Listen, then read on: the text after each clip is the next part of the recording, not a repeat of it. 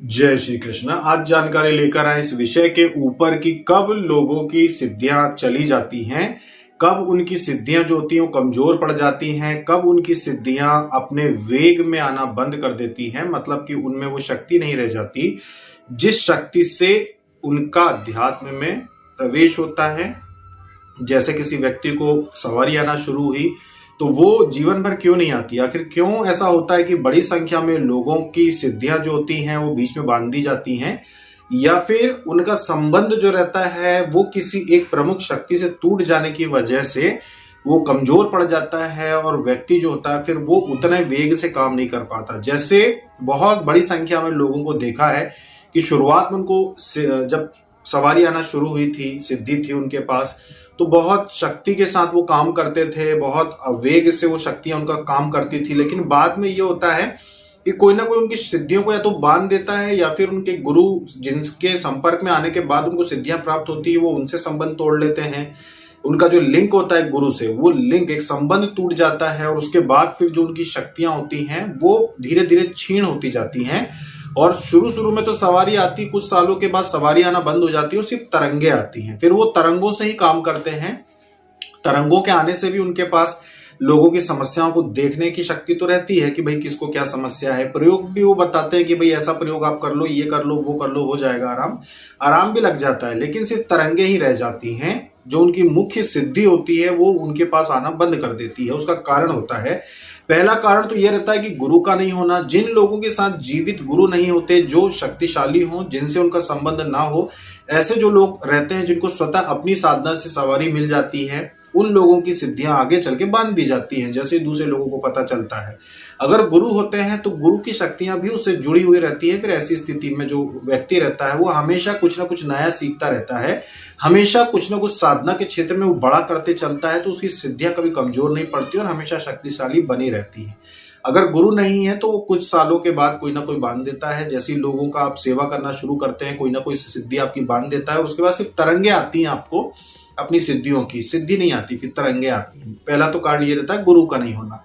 दूसरा रहता है कि जिनके गुरु हैं ही नहीं, जिनको शुरुआत से जिन्होंने कोई गुरु बनाया ही नहीं, गुरु का कोई उनके ऊपर कृपा भी नहीं है, उन्होंने अपनी भक्ति से कोई सिद्धि पाली है, कोई सवारी पाली है, उनके साथ क्या होता है, धीरे धीरे उनकी श्रद्धा कम होती जाती है। क्योंकि वो लोगों का काम करना शुरू कर देते हैं या लोगों को सेवा में लग जाते हैं, तो ये भूल ही जाते हैं कि अपन भी साधक हैं, अपने को साधना करना जरूरी है, अपनी शक्तियां जो है वो रिचार्ज करना जरूरी है। जब तक अपन साधना नहीं करते चलेंगे, अपनी शक्तियों को बढ़ाते हुए नहीं चलेंगे, तो फिर क्या होगा? तो वो लोग जब खुद की साधनाएं बंद करके सिर्फ और सिर्फ लोगों की सेवा में लग जाते हैं, उनकी भी शक्ति कम होती जाती है। धीरे धीरे धीरे धीरे उनको भी तरंगे मात्र रह जाती है, मुख्य शक्ति आना छोड़ देती है उनके शरीर में।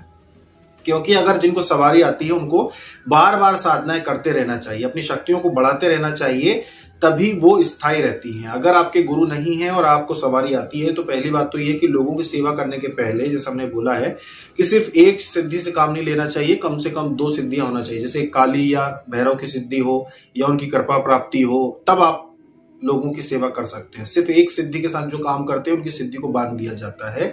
इस बात का ध्यान रखना। कभी किसी दूसरे व्यक्ति के घर जाके कभी भी मत करना, कोई भी काम झाड़ा फूकी का या बैठक बैठक कभी किसी के घर जाके मत करना। वो कितना भी क्यों ना बोले आपसे कि बहुत तकलीफ है उनके घर में, कोई हमेशा अपने स्थान पे ही लाना चाहिए। जो भी जिसको तकलीफ है, जिसको आप झाड़ना चाहते हैं या जिसके ऊपर आप क्रिया करके उसको ठीक करना चाहते हैं, उसको हमेशा अपने स्थान पे ही बुलाना चाहिए, खुद नहीं जाना चाहिए दूसरे के स्थान के यहाँ। उसके बाद दूसरे के घर मत जाओ। उसके बाद हमेशा साधना कुछ ना कुछ करते रहना चाहिए। जब भी अच्छे दिन आते हैं आप साधना करते रहिए। भले ही आप 1 घंटे का जाप की साधना उठाओ कि रोज आप 1 ही घंटे जाप करोगे, उतना भी करो, पर करना जरूरी है। अगर आप नहीं करते तो आपकी सिद्धि चली जाती है।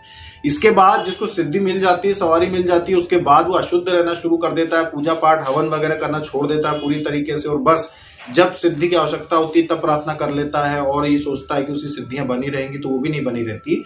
जैसे ही वो व्यक्ति जो होता है पूजा पाठ से दूर होता है, वैसे उसकी सिद्धियां कमजोर होते होते होते होते और विलुप्त हो जाती हैं। फिर उसकी सिद्धियां उसके साथ नहीं रहती। ऐसा होता है कि मान लीजिए कि आपने किसी व्यक्ति के कहने पे साधना करी, आपको सिद्धि मिल गई, अब आपने उस व्यक्ति से संपर्क तोड़ लिया, तो वैसे ही आपकी सिद्धि आधी कमजोर हो जाती है। जैसे ही आप अपने गुरु से संपर्क तोड़ते हैं, वैसे आपकी सिद्धियां आधी रह जाती हैं। उसके बाद जब आप साधना करना लंबे समय तक बंद कर देते हैं, तो वो सिद्धियां भी आपके पास से चली जाती हैं। अगर आप स्थायी रूप से आध्यात्मिक बने नहीं रहते हैं तो। क्योंकि जो भी साधनाएं करते हैं, जिनको भी सिद्धियां मिलती हैं, उनके ऊपर हमेशा तांत्रिकों की नजर रहती है कि कब इनकी शक्ति थोड़ी कम हो जाए तो हम इनको बांध दें, कब इनकी शक्ति थोड़ी कम हो जाए तो हम इनका किसी भी प्रकार से नुकसान पहुंचा दें। और वो ऐसा करते भी हैं। जैसे ही आपकी शक्ति कम होती है, आपने पूजा पाठ हवन वगैरह बंद किए, गुरु से संपर्क आपका खत्म हुआ और आप अकेले पढ़ते हैं, उसी समय वो आपकी सिद्धियां बांध देते हैं। फिर उसके बाद भले आपको तरंगे मात्र आते रहें, लेकिन मूल सिद्धि फिर आपके पास नहीं आती। और उसके बाद फिर जीवन भर ऐसे लोगों को बहुत दुख रहता है कि उनकी शक्तियां चली गई, क्योंकि गलती उनकी ही है। एक बार अध्यात्म के मार्ग पे आने के बाद हमेशा पूजा पाठ, कुछ ना कुछ हवन वगैरह करते रहना चाहिए हमेशा, जिससे कि आपकी सिद्धियां जो है वो बढ़ती रहे, उनकी शक्ति बढ़ती रहे, वो कभी कमजोर ना हो। इस बात का अगर आप ध्यान देकर चलेंगे तो आपकी सिद्धियां जो है, शक्तियां, वो हमेशा बनी रहेंगी, उसमें कभी कोई कमी नहीं आएगी।